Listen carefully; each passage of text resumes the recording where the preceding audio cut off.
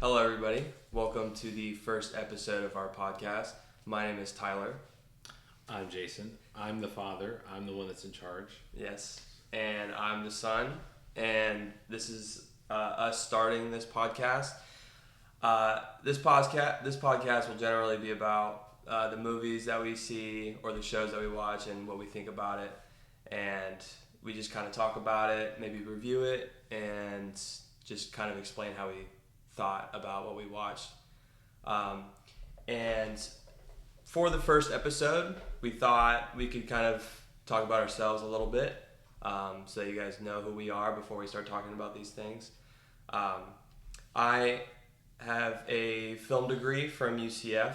I love movies. I love consuming media as much as possible, including books and video games and all that stuff, but particularly TV shows and movies, because that's what I really want to do. I want to direct. And so we thought it would be fun to list off our top 5 movies, but first I want to let him introduce himself as well. So I am I have a PhD in amateur movie watching. So That's true. That's for my entire life, going back to when I was a little kid, movies meant a lot to me, and I think I brought that into our family a lot. So you know, It has definitely took a influenced special me. interest in film. Yeah. So it's probably had something to do with the fact that you went to college for that. But so I apologize in advance. But but I love watching movies. I love talking about movies. Definitely not an expert on them. I will rely on him as the expert in how films are made and production value and all that kind of stuff. But I like to just talk about how the experience of watching a movie went, and some of my favorite movies or actors or directors and things like that. And hopefully the conversation helps enlighten you and when you watch these movies and find it entertaining. Yeah, and I in no way want to say that I am an expert, because I am not at all an expert. More than me. Yeah, For sure. We both have just seen a lot of movies, and we like to talk about it, so we might as well film it as well. But I would like you to take the lead with what you think your top 5 movies are of all time.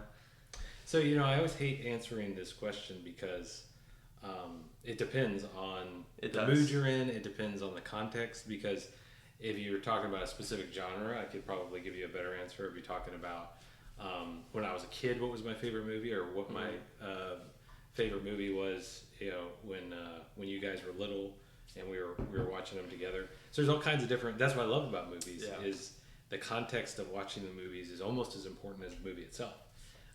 And so that experience is all part of it. So it's hard to say these are my favorite movies, but I'll take a stab at it. So Yeah, I think also that a good way to approach it is just like whenever you think of your favorite movie, it's just like which movie means the most to you, just generally.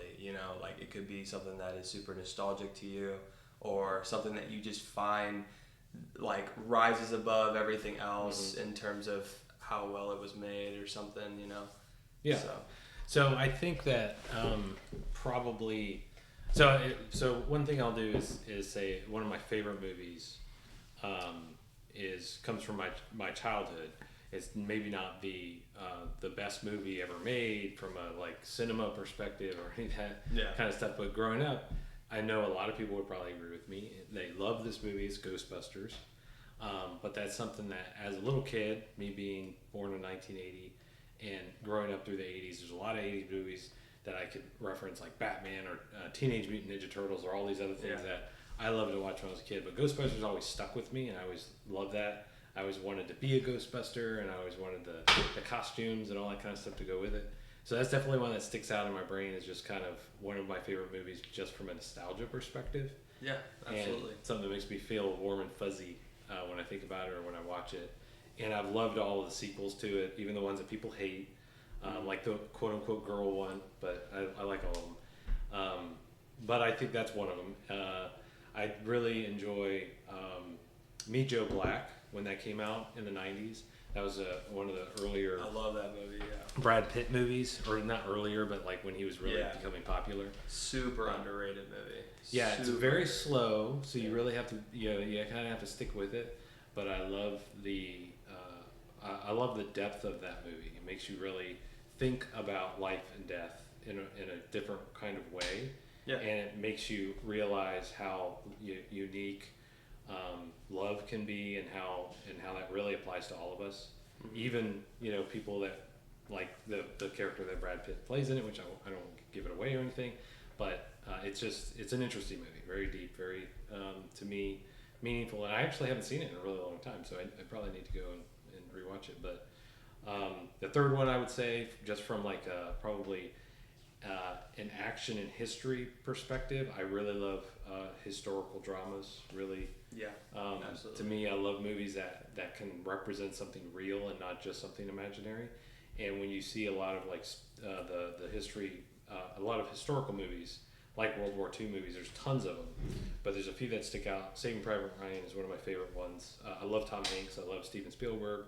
Of course, I don't think I've ever met somebody who doesn't, but that movie's a really gritty, very hyper realistic movie in terms of war and the horrors it can bring, but also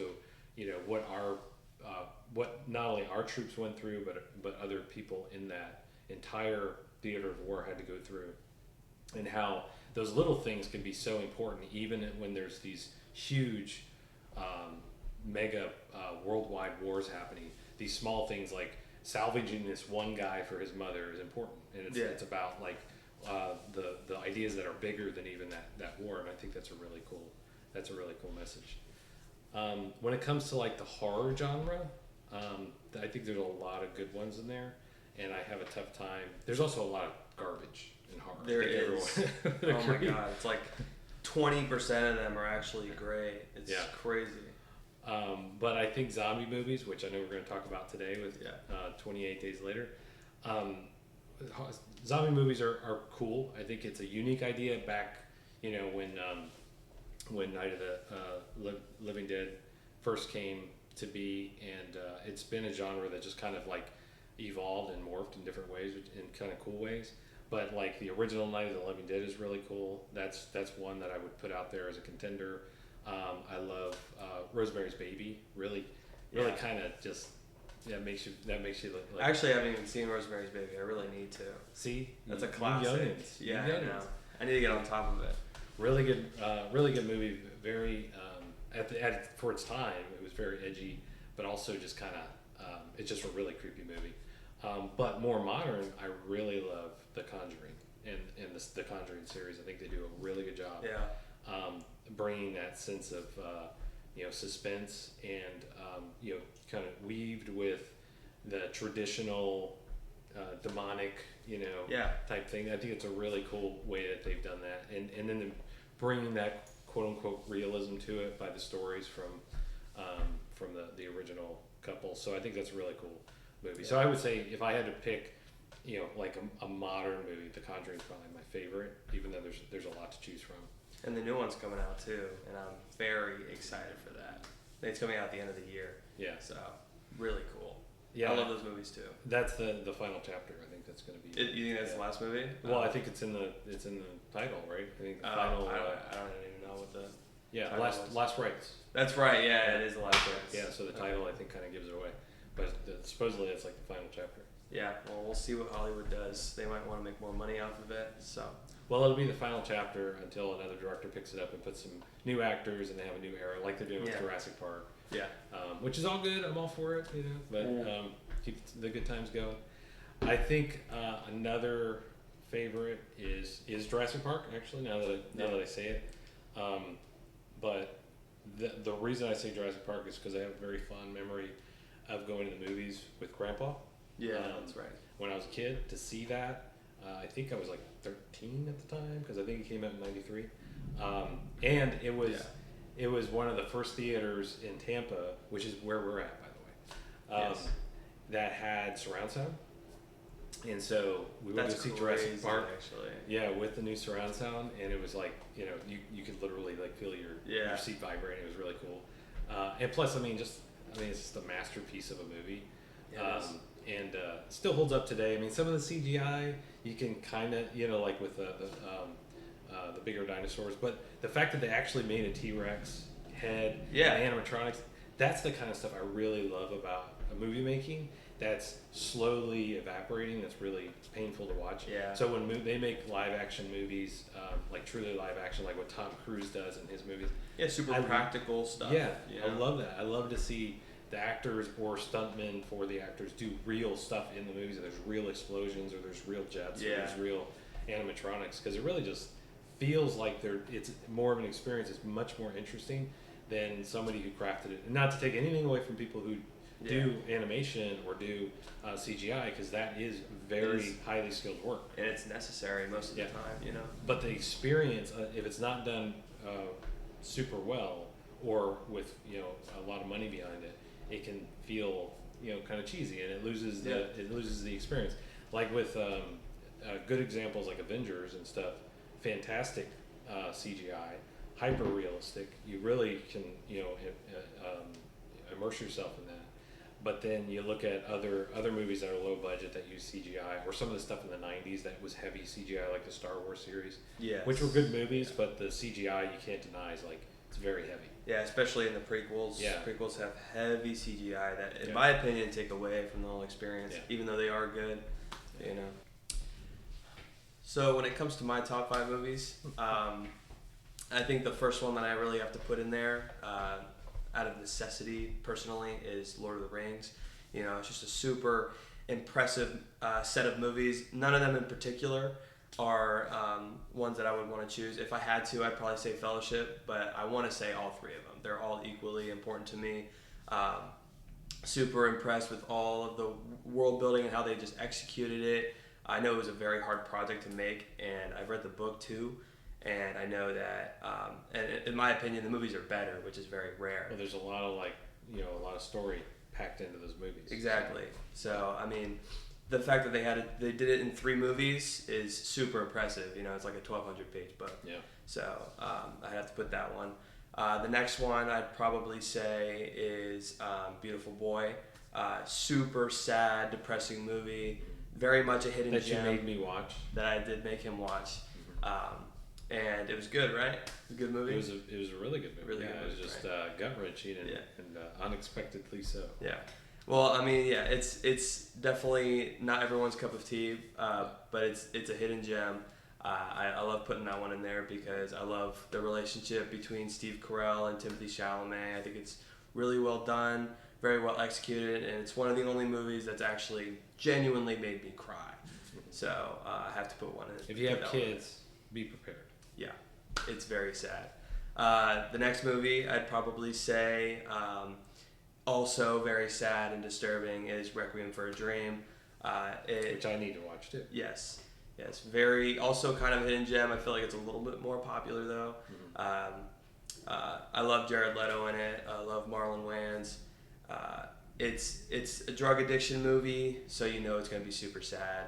But it's so well done. The score is absolutely excellent. One of the best I've ever heard in my life. So that one's in there as well. And for the 4th movie, I'd probably have to put The Revenant in there just because of how beautiful it is. Mm-hmm. It was shot in Montana and Canada and some other different areas. And it's just the most beautiful movie I've ever seen. I love what they do with the camera. Mm-hmm. And I love Leonardo DiCaprio's performance in it. It is, in my opinion, his best role. And definitely a good role. Yeah, I mean, it's hard to watch. Yeah, very hard to watch. Super gritty, which is what I like. And it's kind of a slow burn as well. But I just love how it's shot. It's so beautiful. And then the last movie, I mean, you could kind of interchange a lot of different movies, but 2 that I would fit in there are Whiplash and Interstellar. Whiplash with its great performances, some of the best I've ever seen, especially in modern movies. J.K. Simmons is absolutely excellent. He deserved the Oscar that he got. I think he got the Oscar that year. And then Interstellar. I love space movies. I have a space tattoo. I would like to make a space movie someday. So that one's in there. It's my favorite space movie. I've seen a lot of them. So that one's in there. But that's it for my top 5 movies. As for the movie that we will be discussing today, we will be discussing 28 Days Later in honor of the new 28 Years Later that's coming out today that we're about to go see. So, what were your initial thoughts of the movie? So 28 Days Later, I saw it when it first came out, 20 plus years ago, and my original opinion of the movie was that it was kind of boring. I wasn't all that interested in it, but I also wasn't like paying attention to movies as much as I am today. Yeah. And so I was able to kind of slow down and appreciate some more of the movie than I did when I was younger. But my impressions are it wasn't boring. But I think it did lack some of the qualities of some of the better zombie movies and just horror genre in general. It is very slow, I think. It's slow, but slow's not bad necessarily.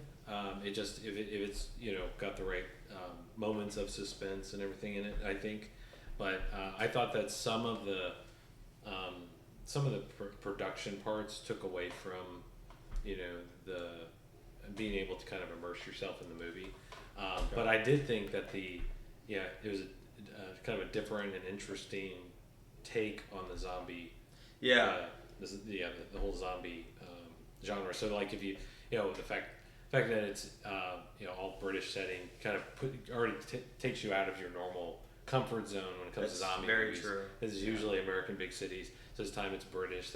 That's a cool change, and you get a different understanding of like the effect. It's not actually, I mean, the impression I got from the way the zombies were attacking was they weren't actually trying to eat people or eat their brains or anything. They were actually just trying to spread the virus. Yeah. So they're kind of human. Like yeah. almost, I'm pretty sure they're supposed to be just like humans who are very sick, like very infected, because they're smart. They're super smart. They can climb stuff. They can run. They like attack with weapons. At least in 28 Weeks Later they don't do that in this movie, but I mean they're smart. They know which direction to go, even if they can't hear you. They just know you're there for some reason. So I think they're supposed to be like smarter than any other like universe that has zombies, like The Walking Dead. Yeah, and it was like so it was a little bit different than the normal zombie movie in that regard, because you had the ability to see the zombies, maybe formulating an attack, in a very rudimentary way. But there weren't like these long dramatic scenes of the zombies chewing on necks and eating livers and all this other stuff. They basically attacked and moved on. Yeah. So it was more about spreading the virus, which is more logical when you think about it, because that's what viruses want to do. They just want to spread. That's a fair point. It is very quick paced too. Yeah. So it's a little more realistic with that, but so I did like that about the movie, and I liked the kind of the whole idea of this guy waking up from the hospital, which we all know is The Walking Dead must have stolen from. But which is pretty cool to see. I like that they took inspiration from the movie. Yeah, but it's just if you put yourself in that person's shoes, to wake up and be in a big city all alone, looking around, there's nothing. Yeah. I mean, how horrifying would that be? So that's kind of interesting. And then the way that they kind of led up to how they find each other, and Jim finds Frank and Hannah and Selena first and so forth, and this kind of this gradual introduction to this group of people that you start to care about, and then they're introduced to what was his name, Major West? I think it's Henry West. Major Henry West. Yeah, so they're introduced to this rabble that's there not to protect them as they thought, but to actually take advantage of them in all the worst ways. Yeah. So that it's kind of in some ways it's a fresh take on zombie, at least for its time. It is a fresh take, absolutely. But there's also some I think traditional messaging in the zombie in the zombie genre, where you're seeing the real enemy is us. It's not the virus. It's not zombies necessarily. Trying to we learned that through the Walking Dead, whole franchises. It becomes less about zombies and more about just the people that are left, and how either you're someone who's good and ethical and wants to do good things, or you're a horrible person. You're trying to take advantage of it, right? So I think these apocalyptic movies, which zombie movies almost always are, that is par for the course, I think. So but they did it in a kind of a different and meaningful way. So that's what I liked about it. But what I think the movie lacked was a lot of production value. So it felt low budget, right? It definitely very much felt low budget. Yeah. You know, it kind of got in the way of the viewing experience for me personally. Yeah. Just a little bit, but I mean, it's still very impressive what they did because it was a very creative endeavor. I think, I mean, I don't think there was anything really much like it before the movie came out. You know, it's very new for its kind. Yeah. You know, so it kind of set the standard, especially for all the new stuff that has been coming out. You know, especially, I mean, obviously Walking Dead, but also World War Z. Even like, I don't know, like Shaun of the Dead probably took some inspiration from that, even though it's a comedy. You know? Yeah, and it was British. So yeah, it's also British. It's also a great movie. Yeah,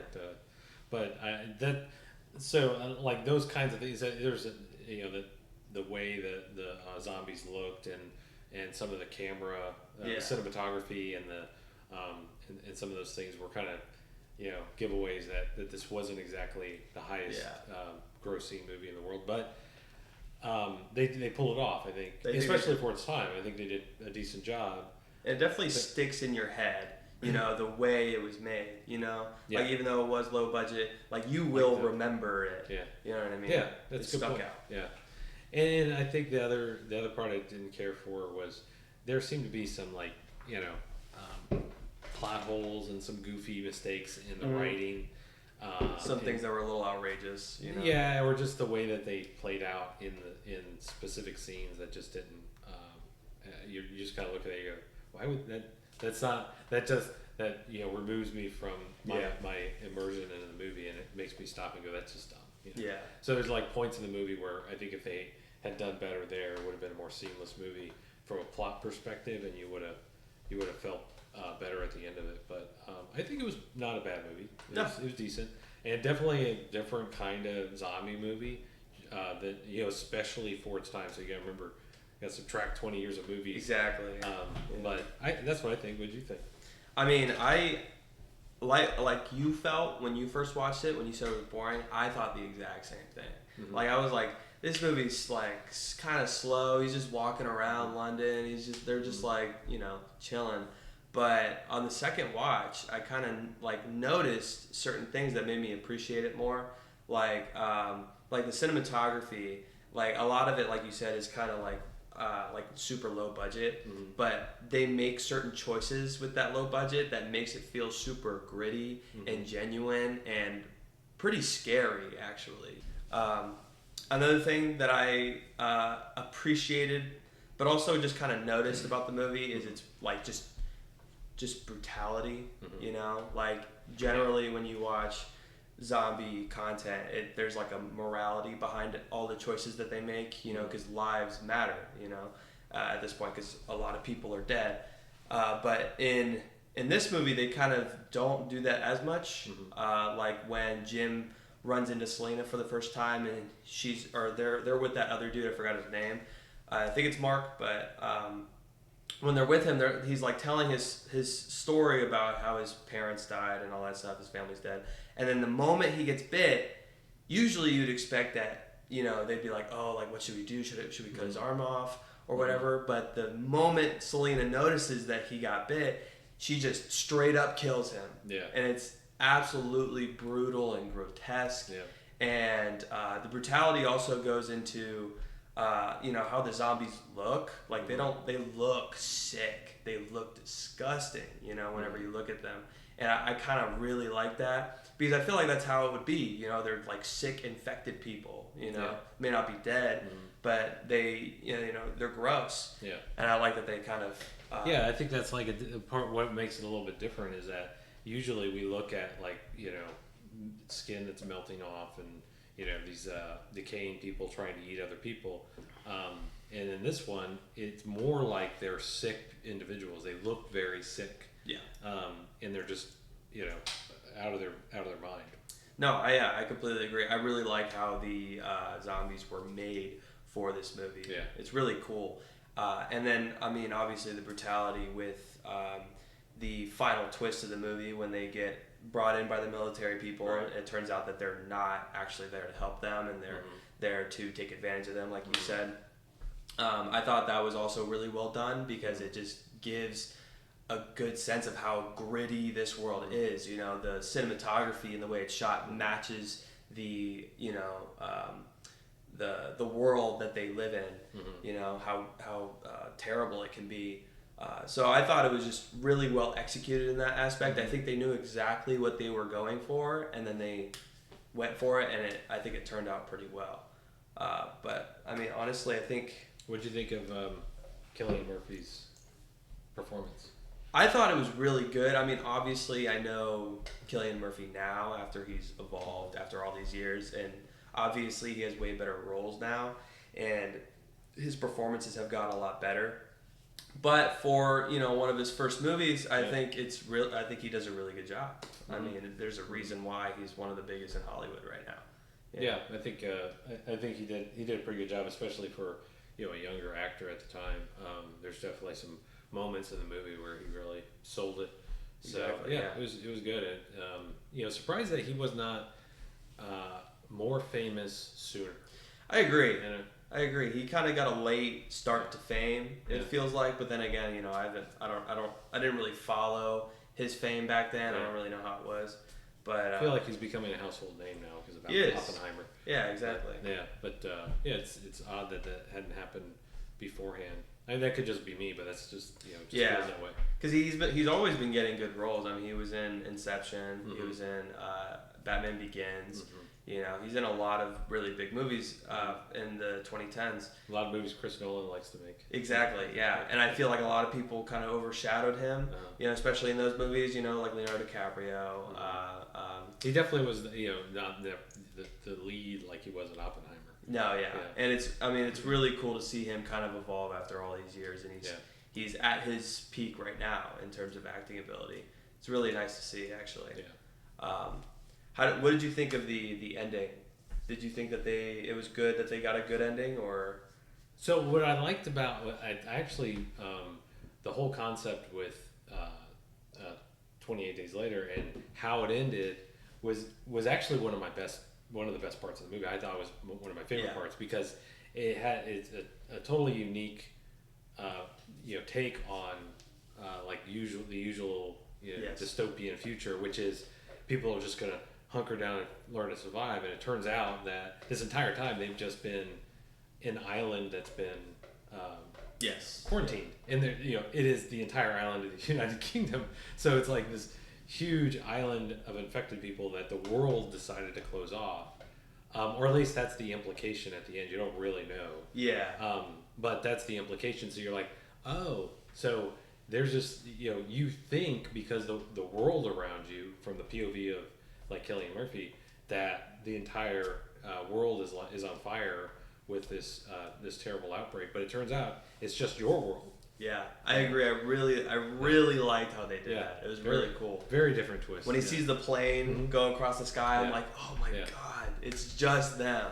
Almost, you know? Almost M. Night Shyamalan like. It is. It really is like that whole Not quite, but almost. Yeah. It's pretty cool. I also like that they got a good ending in general, at least from what we see in the movie, because you know they go through hell, and it is very satisfying to see them kind of pull through, and you know make it all right in the end. The parts that there's, that I think the thing that probably took away from the movie the most is, towards probably that last third of the movie when Jim has to, which is Cillian Murphy's role, has to all of a sudden he's basically like this monster of a killing machine. Yeah. So he went from this very feeble bicycle courier to this monster of a killer, and with zero lead up. Like it's just like all of a sudden his girlfriend Selena is threatened now by this group of military people, and he goes on this very sophisticated trap to get them and all this other stuff, and very dangerous, by the way, and all these other things. So I was like, okay, that requires a bit of a logic gap there. That's very true. That part took away from it a little bit, and then there were a few moments in the movie where you're like, well, that's I don't know. It was they were like manufactured suspense rather than having it kind of organically build. And I thought it was kind of stupid how Frank died, the dad. Like, he's just standing under a corpse, and it's like a drop of blood just happens to fall in his eye. It's like, really? That was a little... That's ridiculous. That was a little silly. You know? Yeah. And I thought... They could have come up with better ways to do that. Yeah, so. You know. And, it's an important character. I love that character, and he just, like, dies like that. Yeah. And I think you're right about, Cillian Murphy turning into, like the monster he is. That's the most important transition in the movie, and it's the least well told. Yeah, it's really cool to see him do that, but I think you're right. It's very like unrealistic. Yeah. And like how did we get here? Yeah, exactly. So I mean, I think you give the movie props for taking a different approach to the zombie genre, giving us a different flavor, kind of a twist ending, some good performances. The build up, slow burn kind of arcs up at the end and gets really fast paced with action and horror sequences. But to get there, the story was not well told, I don't think. So I think that really takes away from the overall, feel of the movie. And you add that in with some of the lower quality pieces of the movie. There's also some things in the beginning of the movie that played out pretty routinely through the movie, which were these scenes that were very unrealistic, like completely empty highways in one of the world's most busiest cities. And granted, it's an apocalypse and all the people have been evacuated, but there would be pure chaos in that process. So the streets would have been flooded with debris and cars, and dead bodies, and everything else. And there's nothing. There's literally nothing in the streets. It's kind of ridiculous to see that. Although pretty cool they could pull that off with such a low budget. That's true, yeah. We apologize for the change in video quality. My camera died, so we are using the laptop camera. So. Film student. Yeah, I know. This is embarrassing. But anyway, what we want to do now is kind of list off what our ratings are for the movie. What our overall opinion is. I guess I'll start. I'm going to give the movie a strong 7.5 out of 10. I think it's really well made. Just not really my cup of tea in terms of like how slow it was. Mm-hmm. I think you're right in saying that a lot of it feels amateur, like low budget kind of stuff, and it would have been nicer to see it have a stronger budget and have more support behind it so that they could do the things they really wanted to do. Yeah. But I thought it was great. I thought it was gritty, disturbing in the right way. Mm-hmm.